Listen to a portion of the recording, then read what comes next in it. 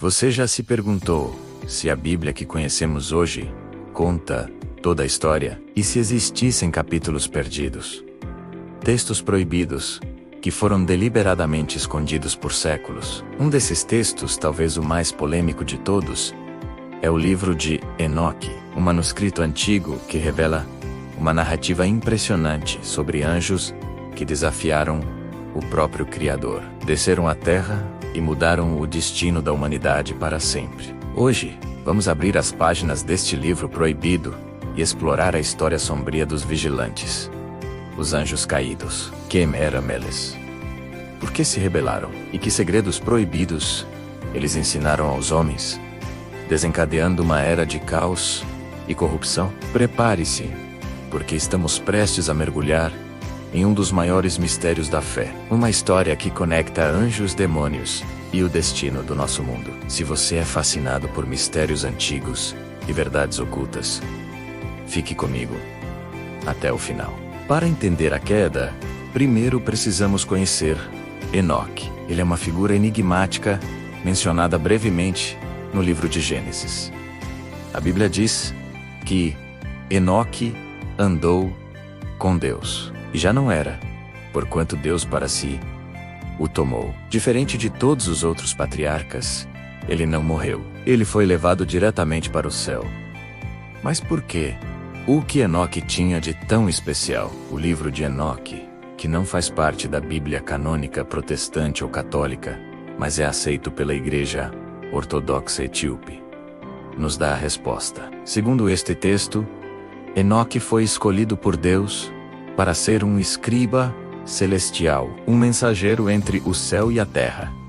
Ele recebeu visões e revelações sobre a criação do universo, o futuro da humanidade e, o mais chocante de tudo, sobre uma rebelião que estava acontecendo nas fileiras celestiais. Antes da criação do homem, Deus havia designado um grupo de anjos, conhecidos como os Vigilantes, ou Gregori, para observar e proteger a jovem humanidade. Eles eram seres de luz, encarregados de guiar os homens no caminho da retidão. Mas algo deu terrivelmente errado. Das alturas celestiais, esses anjos começaram a observar as filhas dos homens e foram consumidos por um desejo proibido. A beleza das mulheres mortais despertou neles uma luxúria que os desviou de seu propósito divino. Seu líder, um anjo chamado Semiasa, reuniu 200 de seus seguidores no topo do Monte Hermon. Lá, eles fizeram um pacto amaldiçoado, um juramento de que todos iriam descer à terra, tomar esposas humanas e ter filhos com elas,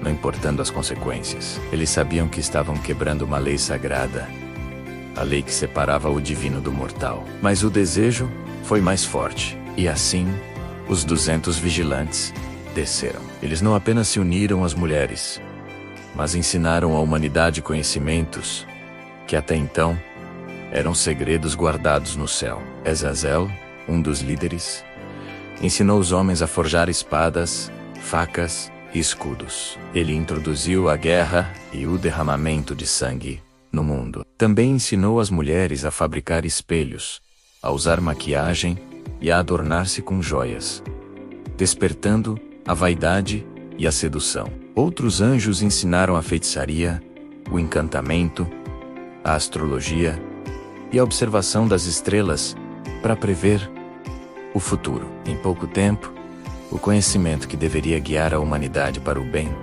foi corrompido e usado para o egoísmo, a violência e a ganância. O mundo, que antes vivia em relativa harmonia, mergulhou na impiedade e na corrupção. A ordem divina havia sido quebrada. A união profana entre os anjos caídos e as mulheres humanas gerou uma descendência terrível, os Néfilim. A Bíblia menciona esses seres em Gênesis capítulo 6, descrevendo-os como os valentes que houve na antiguidade, os homens de fama. Mas o livro de Enoque nos dá uma visão muito mais assustadora. Os Néfilim eram gigantes, seres híbridos de poder descomunal e apetite insaciável. Com até 300 côvados de altura, segundo o texto, eles devoravam toda a produção dos homens. Quando a comida acabou, eles se voltaram contra a própria humanidade, devorando pessoas. E não parou por aí. Em sua fome sem fim, eles começaram a devorar uns aos outros, e até mesmo os animais e as aves, a terra gritou. O sangue derramado clamava aos céus, e o lamento dos que sofriam chegou aos ouvidos dos arcanjos Miguel, Uriel, Rafael e Gabriel. Eles viram a destruição causada pelos vigilantes e seus filhos gigantes, e levaram o apelo da humanidade diretamente ao trono de Deus. A corrupção havia atingido um nível insuportável. A criação estava à beira do colapso total. A resposta de Deus foi rápida e severa. Ele enviou o arcanjo Uriel para avisar Noé sobre um dilúvio iminente, que purificaria a terra de toda a corrupção. O dilúvio não foi apenas um castigo para a maldade humana, mas uma medida drástica para exterminar os Nephilim e limpar o mundo da mancha deixada pelos anjos caídos.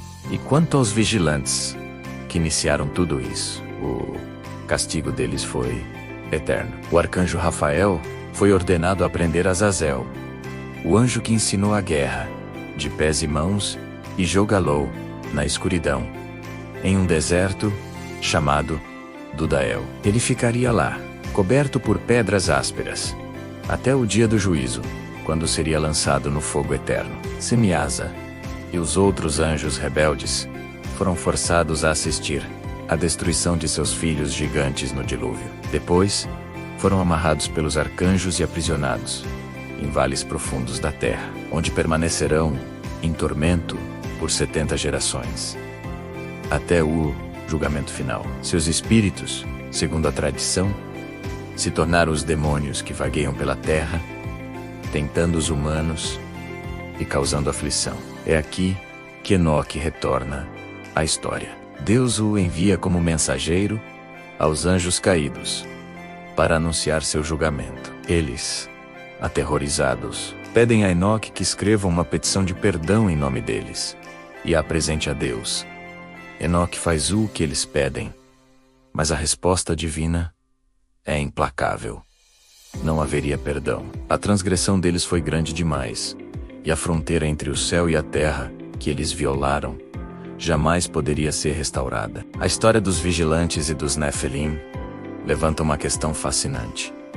Por que o livro de Enoque foi excluído da maioria das Bíblias? Os motivos são complexos e debatidos por teólogos e historiadores até hoje. Alguns argumentam que o livro contém conceitos considerados muito fantásticos ou mitológicos, como os detalhes sobre os anjos, os gigantes e a cosmologia. Outros acreditam que sua visão sobre a origem do mal, atribuída diretamente aos anjos caídos, em vez de apenas a desobediência de Adão e Eva, entrava em conflito com a doutrina que se tornaria dominante no cristianismo. A ideia de que anjos poderiam sentir luxúria e ter filhos com humanos era vista como problemática. Ainda assim, a influência do livro de Enoque é inegável. Ele é citado diretamente no Novo Testamento, na Epístola de Judas, que menciona a profecia de Enoque e o aprisionamento dos anjos que não guardaram o seu próprio principado. Muitos dos primeiros pais da igreja, como Tertuliano